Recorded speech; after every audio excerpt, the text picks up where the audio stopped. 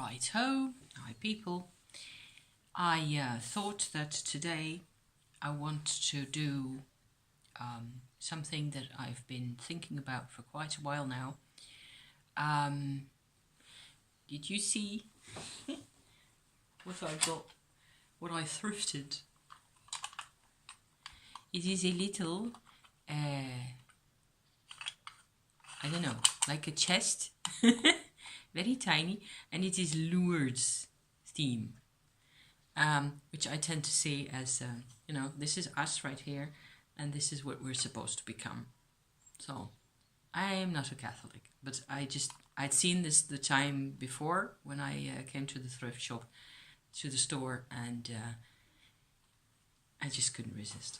So, I haven't put anything inside the little drawer yet, but time will tell, okay? So, that's behind, right there, as a backdrop. I thought today that I'd finally get around to doing this a bit more extensive vlog, or what you might call it, about the black moon again, about the positions. I'm shuffling my little bits of paper around that I will use to keep track of my, all the things that I want to talk about. Because I think that fundamentally, everybody in their birth charts has a black moon, a lunar apogee, the orbit point where, where the moon is going to be furthest away from the Earth. There is the point opposite that, the point where on the orbit, whenever the moon passes there, it is closest to the Earth, and that may also have quite a bit more of significance than we tend to use at the moment, in which case you would look at the symbol on your chart for the black moon and then go right across to the other side of the zodiac, right, and see where that ends up. Maybe it'll help also at some point. However, I want to do something really rather basic here. I want to list the possibilities that we have in charts for everybody, because I have encountered quite a number of them in charts of my relatives, close relatives, or close personal friends, people that I know really well. And I believe that I can really see what it's all about. And basically, of course, since we all share this moon, we all share the same planet, we share the nature of the zodiac exactly as it is, but it expresses through us and through our personalities in ways that are really very different because of the combinations and the layers of one, position on top of each other, and one ascendant or another, and all those combinations. I still think that this black moon business is really very, it can be very helpful. It is also quite challenging to look at and to work with. However, once I have, I started on this a couple of years ago when I discovered really that I had this enormously strong double bind situation with both my parents, who, as you may recall, were born very close together. That's my, weird, typical situation. Sorry for the glare. The sun is shining. I don't mind that. My parents were both born in April 1934, the 20th and the 22nd to be precise. So their ascendants and their charts, insofar as the houses are concerned, were different. Their lunar position, so the normal moon, the moon you can see in the sky, was different, and there was a slight variation in their Mercury positions. Otherwise, their charts were identical. So that has always been like this huge challenge for me, where I find that I am a completely different person, and I have been confronted with, growing up with parents who were very much in strife with each other, struggling with each other, both ways really. And I have, had to deal with that any odd way I could, really. But I've also had to find out that I'm really a completely different person from both of them. And I'm still working on that. It's just still very much mind-boggling to me. Basically, what I have got with my parents is like I said, a double bind situation. What I mean by that is that my black moon is on one of their planets, like on the same position or quite close by. And their black moon is on the position of one or more of my planets, more than one in my case. And the whole thing is multiplied several times because there's all sorts of extra conjunctions. There's 3 planets on here in my chart where they have their black moon and their Pluto conjunct. And in my father's case, his moon was also on that position. A lot more going on. And, long story short, double bind. So I'm really motivated to figure out what it all means and to get a grip.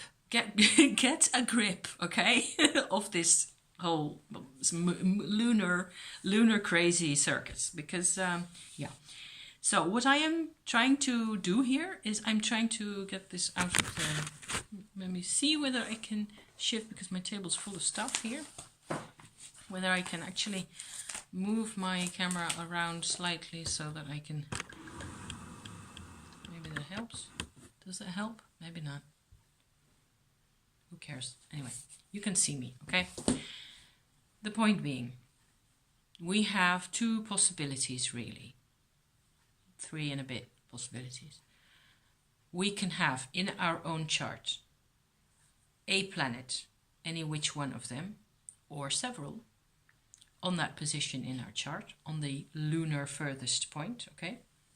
The point furthest away from the Earth, okay? And the moon itself can be one of those planets. The moon itself can be at her furthest point on her orbit at that moment. Doesn't have to be. The moon can be over here, over there, or back there, or whichever way.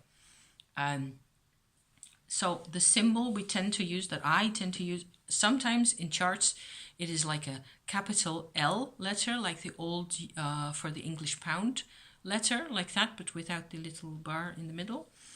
The symbol I tend to use is this one, either like this or the other way around, like so, doesn't matter. Like a moon sickle with a plus symbol at the top, at the bottom, hanging from it. Okay, so that's how you recognize either one of those 2 symbols is where your lunar apogee, your black moon, is going to be. And there's a lot more about different types of black moon and the calculation of the positions, and I'm not going to bore you with all that because I think it is slightly less relevant.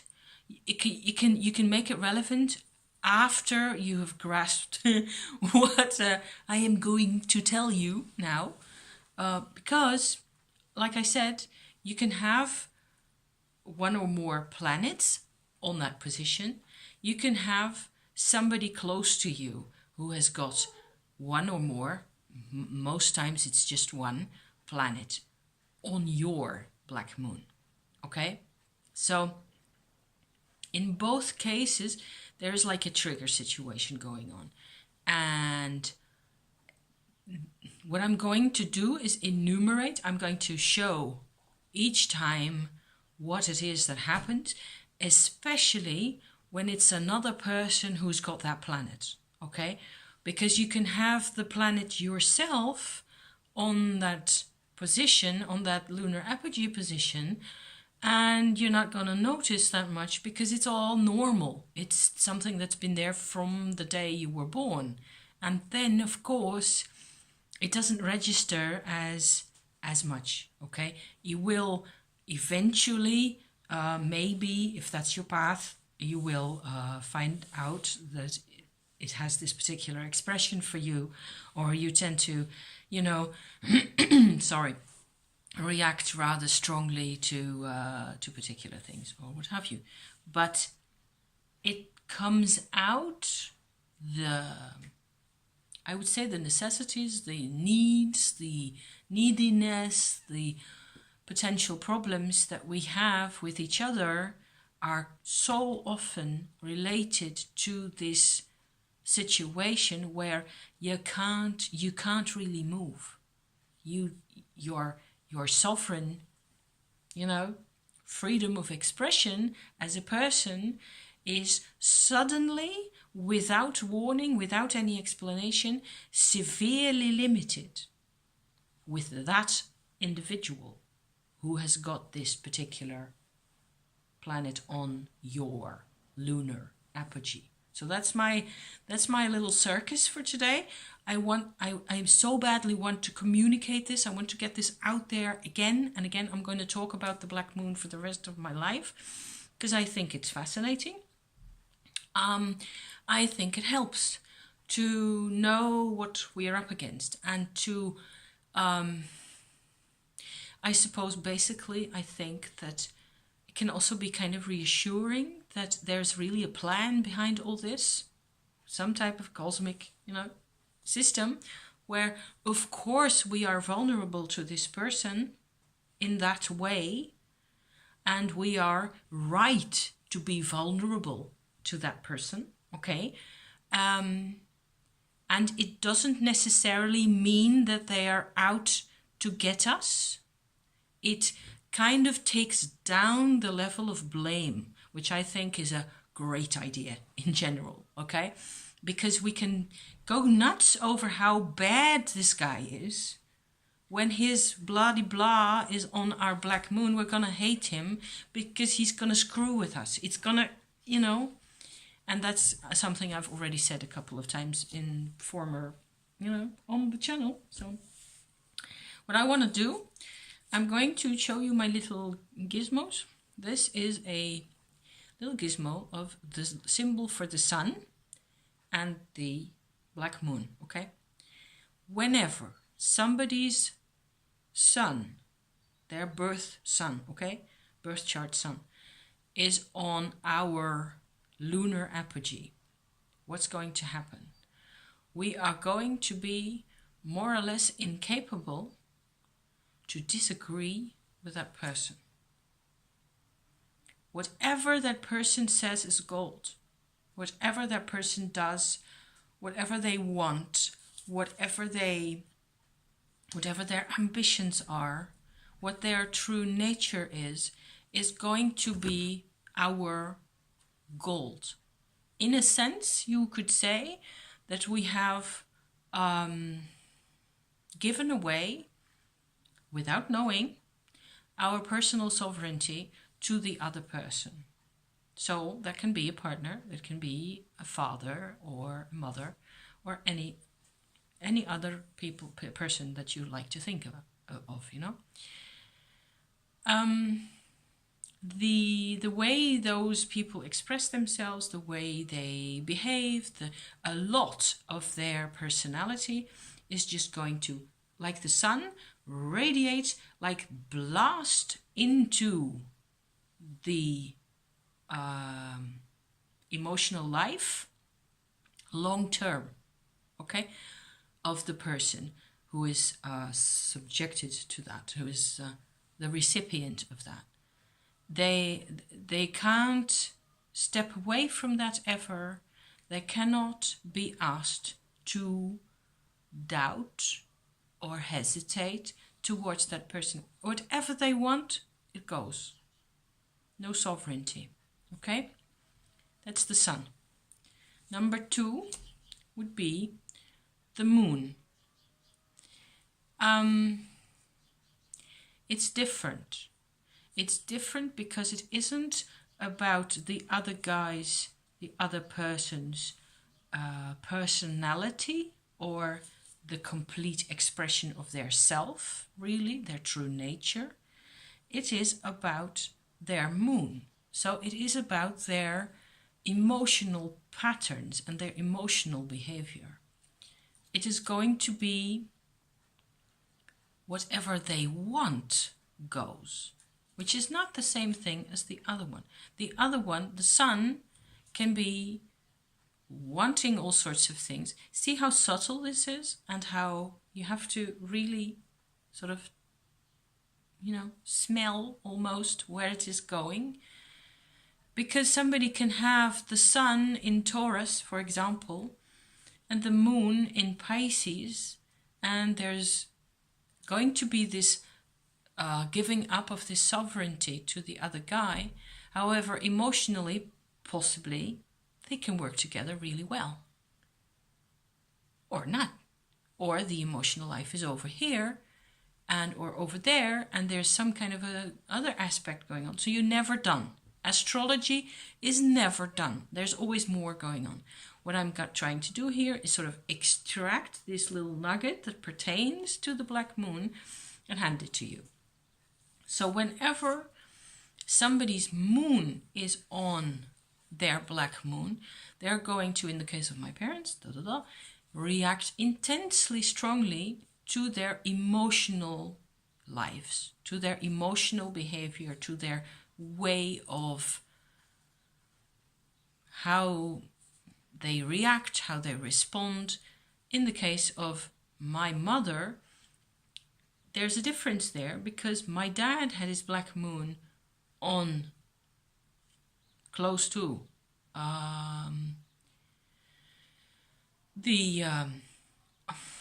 I lost my thread because it's complicated with those two. Never mind.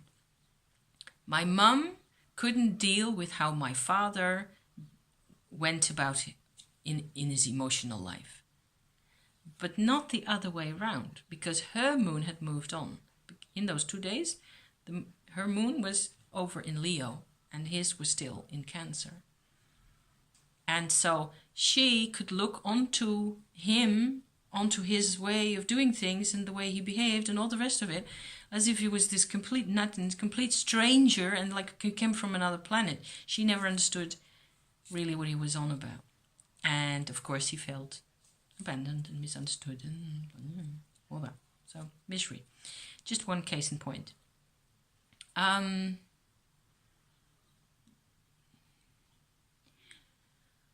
lot of this bit, of this emotional process bit, has to do with how quickly we go about processing things emotionally.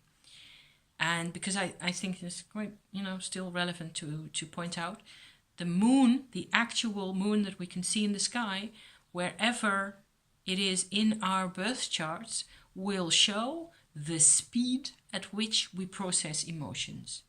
Fire signs go like that, tend to go faster about things. Most of all Aries, Leo slightly less, and Sagittarius slightly more.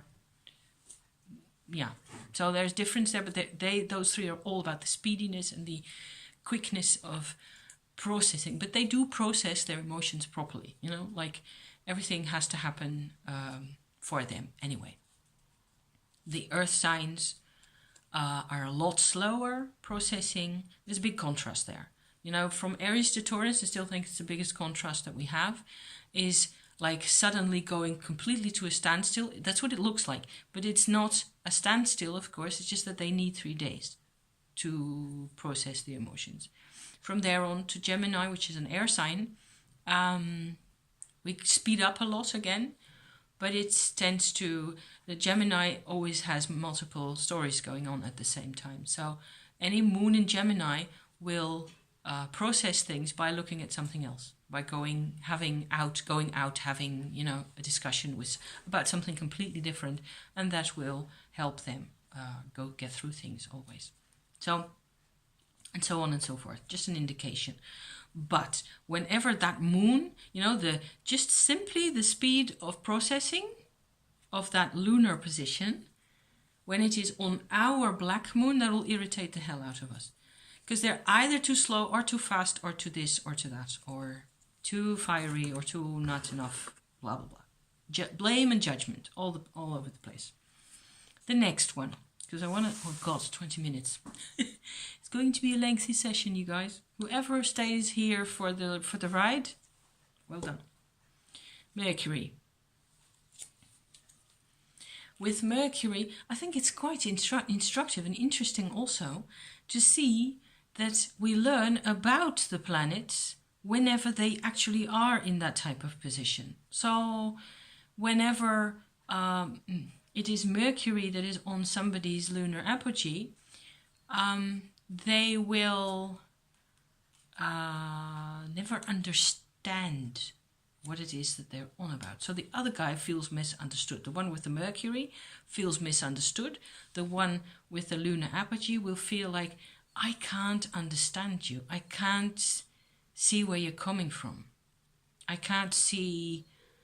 It's hard. It is just always hard, difficult, fearful, sensitive, and all the rest of it. So in a short, slightly, speeding up slightly, the same thing applies, I think, to Venus and Mars. I will just, bundle them together slightly, even though I should really say that, of course, Venus has then everything to do with, I'm going like this again because it was the situation with my parents, because we were extremely sensitive to each other, because there was this double bind, especially with Venus. My Venus was on their black moon's double, and their Venus was on my black moon. So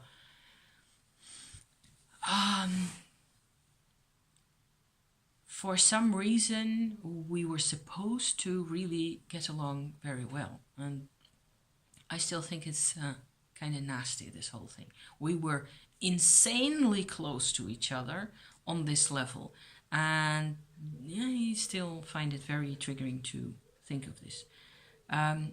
I suppose it has to do with empathy, with this subconscious that I was talking about last week. Subconscious drawing into yourself of the emotions, of the vibrations in the field of the other people, in this case. So that's for Venus. For Mars, it'll be the way people express themselves in the world, the way people work. Most of the time, that'll be about, Mars will be about work and, general assertiveness and self-definition, self-determination, all that good stuff, It'll be about being an individual, striving for personal space, making a room for themselves, all that.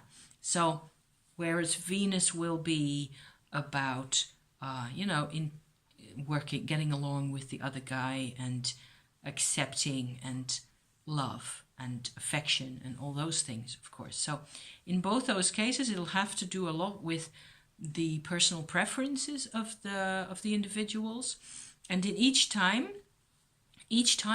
the person with the black moon in that position will feel like they can't really understand what the other guy is doing, and the other guy with the planet will feel misunderstood and rejected or abandoned by that one. So there's a lot of this.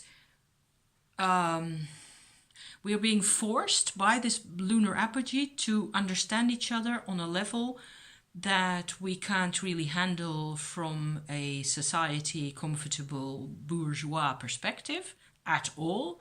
We have to, allow for all sorts of breaches in our comfortable little standard way of looking at things. So the people that I know, other than, these that I've described so far, that I've known, most times I know one or two people who've actually got one of these positions, and sometimes I'm actually sort of extrapolating, or I've seen a horoscope of a movie star or somebody like that I've had to extrapolate from. Also, because I know quite a lot of the other positions moving on, we have Jupiter on the black moon, and I'm still talking about two people, okay? One is having this planet, and the other is having the lunar apogee. And I wouldn't really know how to say anything about these positions other than something about them will be like pressuring them, annoying them. There will be something going on that is uncomfortable, always. However, my interesting point going on from here on outwards is that I know people who've got a couple of these positions, really, all except Saturn, where they have this position within themselves. So they have their Jupiter on their lunar apogee position in their own chart, in one chart. The two have come together, they're conjunct, okay? And then you get this bit where, like I said at the beginning, you get this bit where a person is used to this situation from the day he was born, okay? So all you get is you as the consumer of that guy, of that person, of that whoever it is, from the outside, you are then invited to deal with their, whatever it is, their specialness is what comes to mind, really. And that can be quite a challenge also. And so maybe, you know, either these, whether it's two different people or whether it's one person, it's almost like it doesn't really matter. I don't know. Maybe it's a form of bringing people into a sense of closeness. Maybe that's really it. Maybe the black moon, the lunar apogee, is where all boundaries fall away and we see the other guy as really as if he were part of ourselves. Kind of, yeah. So this whole giving up your personal sovereignty to somebody who has their sun on your lunar apogee, then you it is like they are suddenly part of yourselves, and that is how your sovereignty doesn't really matter to you anymore. It becomes you, it becomes us. Now I'm scared. I'm kind of generally freaked out about this whole theme anyway. So, in which case, it doesn't really matter. This is why I'm integrating this into one video, I think. Whether the planet is out there because person A or B has got that planet and I have got this black moon, okay, and they're in the same position, or it's all myself. It is my planet that is there. Maybe that's actually one way of looking at it, or kind of getting to know this whole operation. And what I'm realizing now is that in the case of Jupiter, here we have the sign for Jupiter right there next to it. Almost looks the same as the black moon sigil, but it isn't really. The person who has this, that I've recently found out about, I share this same position with him. So it's a double bind again, okay? We've got the same Jupiter position in Cancer, and his black moon is right there. So I am drawing his attention to that part of things. Jupiter isn't necessarily comfortable in Cancer, I feel. It's like the scope of the sign of Cancer is all about the home and the close family and the people that we are really closely connected to, whether we like it or not. And Jupiter wants to kind of not bust out of it, but sort of expand. Jupiter is always about expansion, about becoming larger, becoming more, becoming stronger, becoming human, more than this close little circle that we grow up with and that we're connected to, on a visceral level even. So this, I remind him, because my Jupiter is there, also, of this nature of things, and I reinforce something that he already has. So it's Cancer. It is kind of friendly. It's kind of, but he is always, this person that I'm talking about is very much at odds with himself. He's a Cancer sign, so he's a Cancer sun sign himself. So it is comfortable to him, and still, again, at the same time, it isn't. Because he doesn't really trust the language of the whole Cancer environment, because his black moon is there. So it's like there's this enormous sensitivity. Once we learn how to deal with this sensitivity, once we find out how we can live with this and can actually make it work for ourselves and for each other, then of course everything will be different. Then it won't be a problem anymore. So, okay, going on from there, let's have Saturn. Okay, I think that's a very nasty combination. If somebody's Saturn is on your lunar thingy, it's going to be near on impossible, depending on the strength of the Saturn position. If it's a strong position, Saturn, if there's other stuff going on that's reinforcing, that's not somebody we're going to be dealing with. So if that person is your mother or your father, that's going to be tough, I'm afraid. There's always going to be stuff going on. You will feel forced to surrender your sovereignty. That doesn't sound so nice, does it? It's just like there's a bit too much powerhousing and disciplining and all that type of stuff going on in this context. So unless it is somebody who's got the Saturn guy is really, Saturn person is somebody who's got really a great sense of responsibility, who's got other traits like, a sense of humor and general caring for his surroundings and so on, then it might work. Otherwise, it feels very much like a recipe for problems here. Moving on, Uranus. There's an interesting bit for me personally, because the Uranus conjunct Black Moon, the Uranus on the lunar apogee, is somebody I've encountered in a person, and it was the same position as the situation with just Jupiter just now.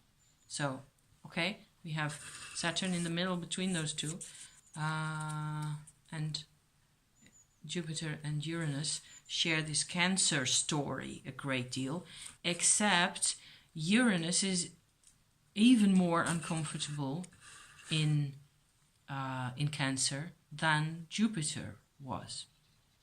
And there have been events in the relationship that I had with that person where I could really see that there wasn't anything I could say that made the slightest difference. Because everything I want apparently is impossible to mix with what they want. So Uranus conjunct Black Moon is going to be about completely breaking away from the mold. And if that takes place in Cancer, it is going to be rather, about not being part of any group ever, really, I'm afraid.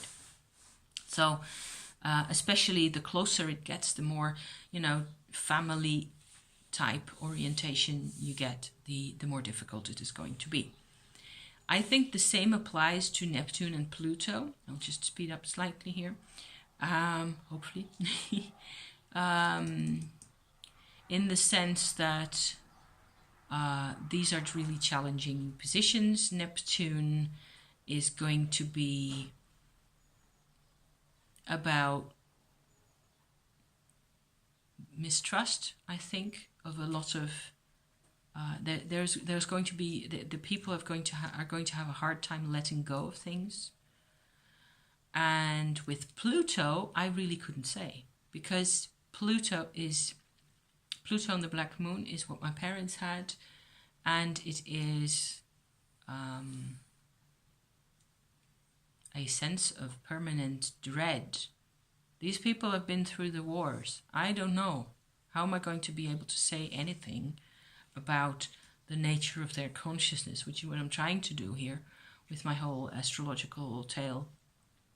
How am I going to be able to say anything that is, compassionate enough and sensible enough that it can actually help? So, in the case of Neptune, there might be a certain sense of wariness and, wary, like careful, and attentiveness as to self-control, and so potentially they will want to be sure of what they're doing. Neptune on the black moon, I think. It depends on the rest of the chart, really.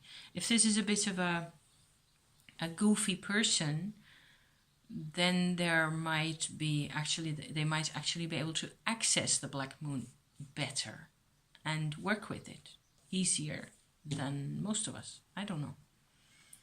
With Pluto, I think it becomes so. It's like these people were cursed, really, and haunted, and there wasn't anything that could be done. So maybe that is an explanation for some of those people who really have these incredibly difficult, harassed lives where there's all this persecution going on and nobody seems to understand them, and so on and so forth. So that's for Pluto, okay? I'm going to wrap that up. I have two more positions for you, the ascendant and the descendant. There's a difference there between having the planet, the thing, okay, the position, yourself, or having somebody else on that position here. Whereas I said just now that for the planets, it would work more or less like the other guy is part of you and you becomes part of you through this lunar apogee position. With the ascendant and the other house cusps, I think also it would work. But you have to be very sure of the time of birth and all the rest of it and location to be really absolutely positive that the cusp of the house is actually exactly there where you think it is. The ascendant, especially if somebody has got their ascendant is on our black moon, okay. It is going to be like the attention focus is going to go towards the sign that the ascendant is in. So say an ascendant Libra, for me, for example, it's going to generally be too much for the other person, okay? The ascendant sign is going to bother the black moon person. With the descendant, so that's the cusp of house 7, it's opposite the ascendant, there might be a sense of attraction and fascination with that sign, with the sign that the cusp is in, okay? And so if my black moon is over here and somebody's descendant is going to be on that position,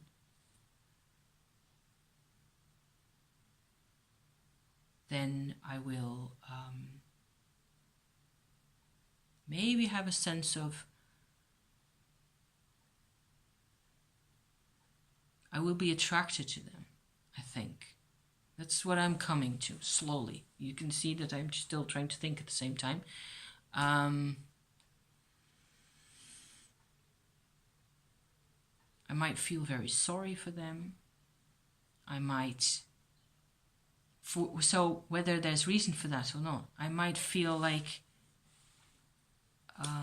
there's like a strong sense of having to do something about that person, or having to interact with that person, whether that is actually productive or not. Okay, so I hope this makes sense to somebody out there. I still think that I have said less than 10% of what I should have said, because I think this is just completely unexplored territory. Nobody's really working with this in this manner. And I have seen so many cases by now where somebody has a relationship with somebody else, especially in their close family, and there is this black moon is involved, and you can sort of, by now I can sort of predict, okay, that's how it works. That's why your Mercury is on their black moon. They're going to be annoyed with you. And the guy with the planet is going to be miserable because they feel misunderstood, because they feel like they're, and there may be all sorts of other reasons, astrologically also, where that give you the sense of connection with that person. So it's really cruel that this is what we are caught up in. We're caught up in all these networks with people that we really care about, that we contribute a lot to each other. And there's all this enormous, terrible sensitivity going on below the surface that we have no clue really to deal with. And it's because I have found this so helpful for myself, stepping away from the way my parents looks at things, that I am putting this out there. So thank you for watching once more. 3/4 of an hour, dear God.